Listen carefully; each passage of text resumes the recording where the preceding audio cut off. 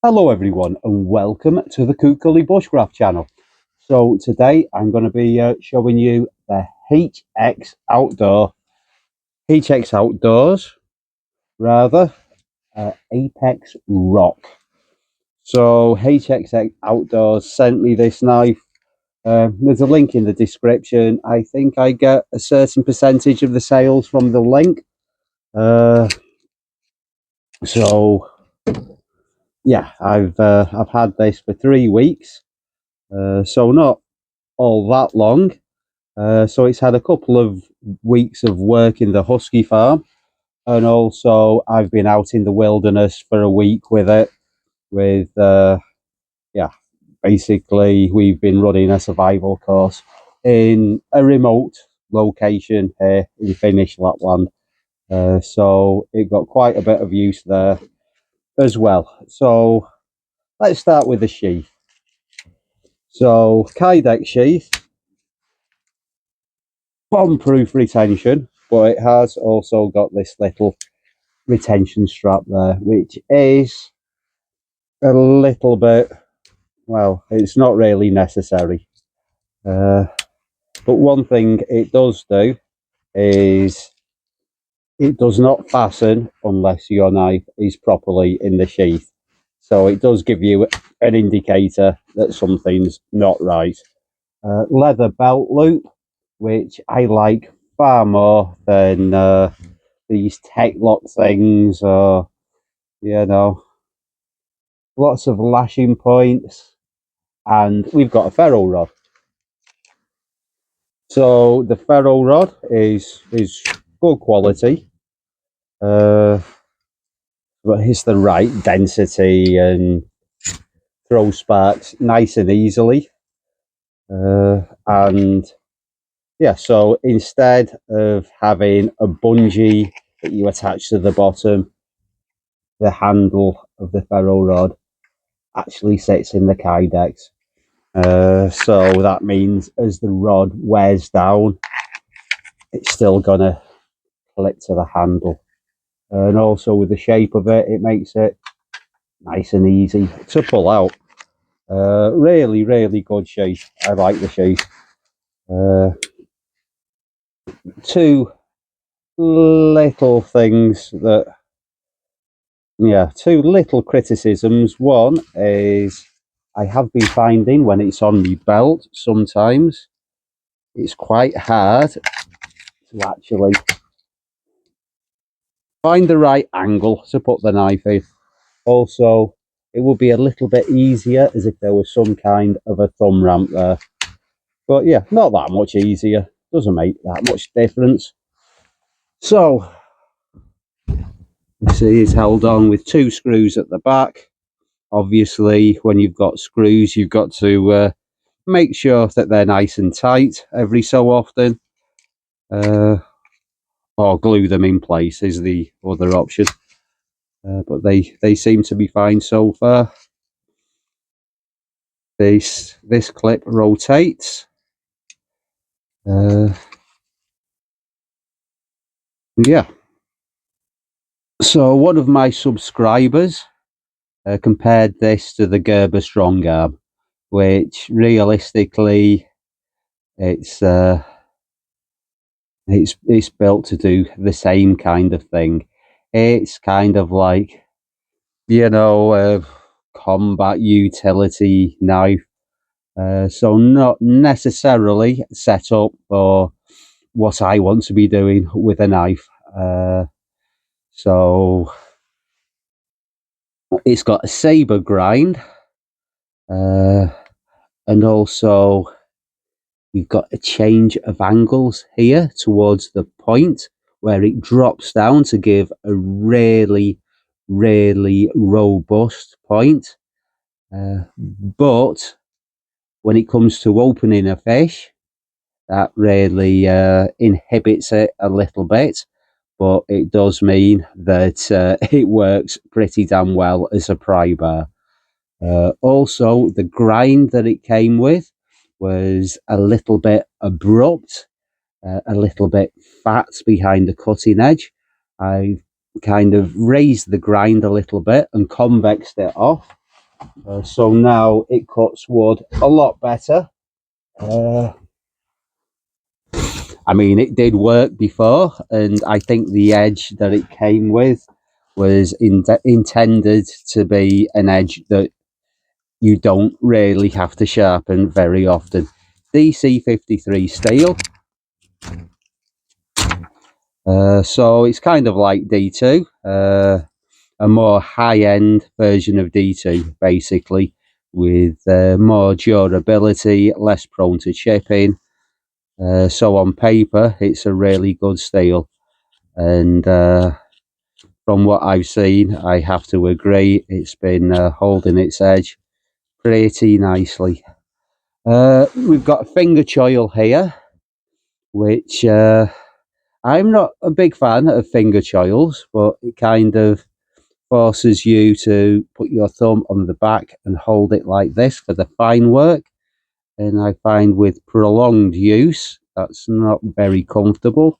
I like to hammer grip like this when I'm doing pretty much everything, which I could also do with a finger choil. Just not so comfortable. And another thing I've found with hammer gripping it is that little hump on the back. After prolonged use, that starts to get a little bit annoying.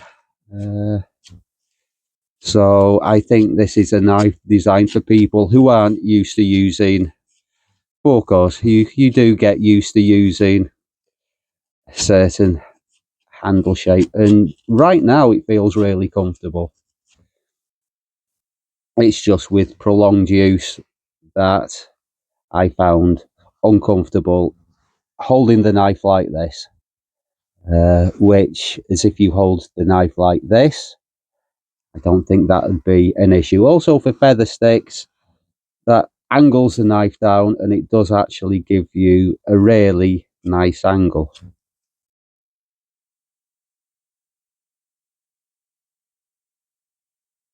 Yeah, so you've got cutouts in the middle, you could lash that to a spear.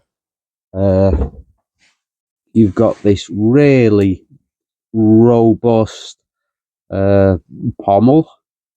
I'm not actually too sure how that's attached to the tang, but it seems very secure, very solid. So great for smashing things. I've tried using it for smashing tent pegs in. I didn't really like that. You know, the the tip is going towards your face, whereas the cutting edge is going towards the canvas. I prefer to use the side of the blade, or an axe, or a piece of wood. But what I have also used this for is for processing amadou for flint and steel fire lighting. I kind of think that stippled effect on the end maybe helps give a slightly bigger surface area, but I don't tend to do much hammering. I do a lot of the work with stretching and pulling. But yeah, just to initially flatten things out a little bit. And it does add quite a lot of weight to the pommel. So the balance point is actually a little bit far back. But yeah, that's fine. The general heft, when you pick this knife up for the first time, the first thing that you think is it feels really, really heavy and really robust. And also another thing, it tapers towards the spine. It's got kind of this false edge along the top, which will aid in penetration. I don't know, for taking out sentries or whatever. And yeah, it's quite something that you used to see in old Finnish porkos. This kind of rhombic shape. You've got some jimping there, and you've got a cutaway there for the ferro rod. The ferro rod does also work all the way along the spine. It just works a little bit better right there. It's also really good for scraping fat wood. I'll just show you on a random piece of wood.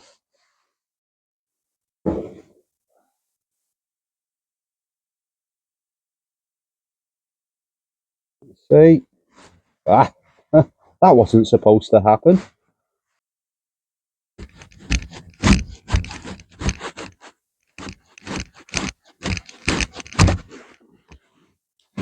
Let's actually see if that ignites a little bit easier than the birch bark did.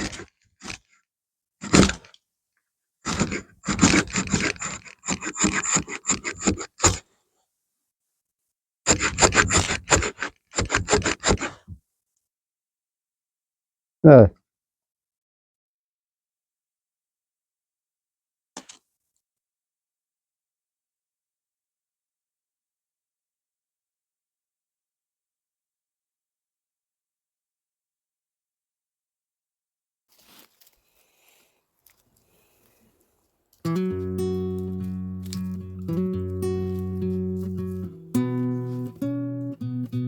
Where I went a little bit wrong here is I should have scraped up a bigger pile of shavings. As always, just in a little bit too much of a hurry.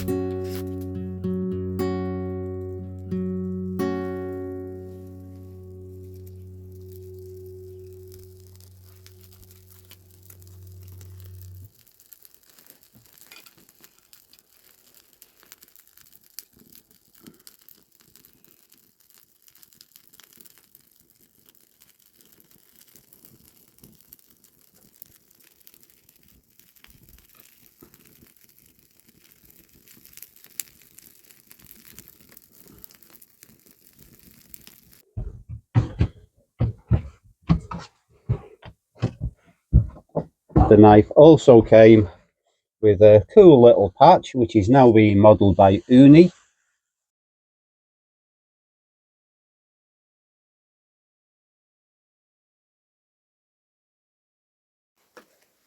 I actually think some of my viewers were maybe a little bit alarmed with just how I was treating this knife in one of my recent shorts.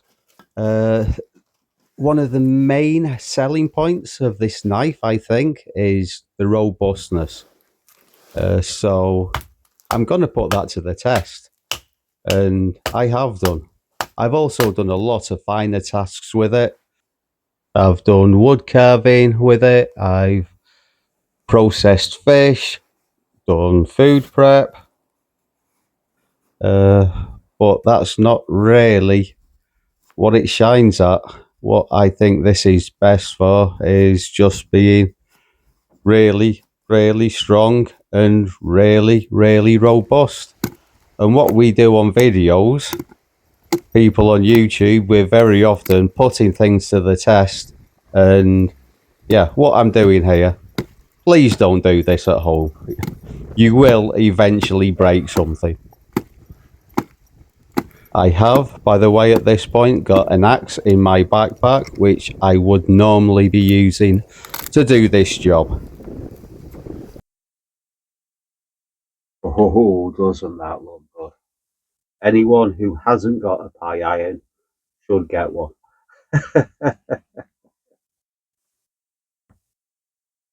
Let's have a little close up while that's cooling down.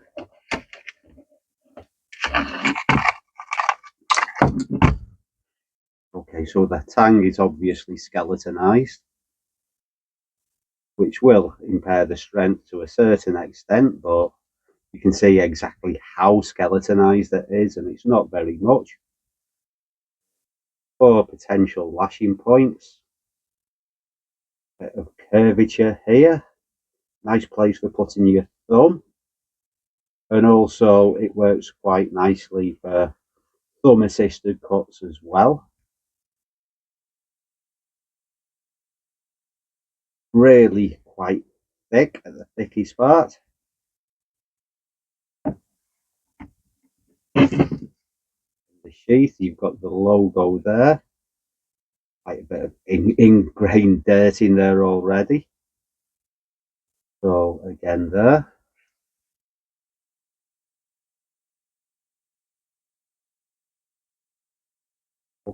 Drainage hole.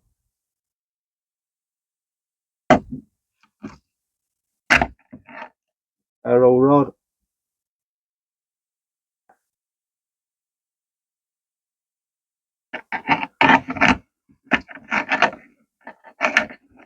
So the flat goes to the back, the round bit to the front, obviously.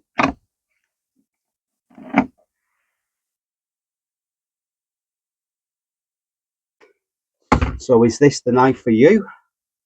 Well, I think as if you want to make net needles, as if you want to make spoons, if you want to do things like that, you might want something a little, well, you might want a buckle.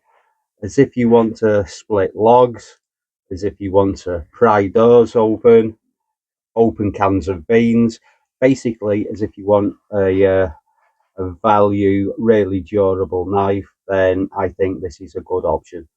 Similar to the Gerber Strong Arm, but retailing at around about 70, 80 US dollars.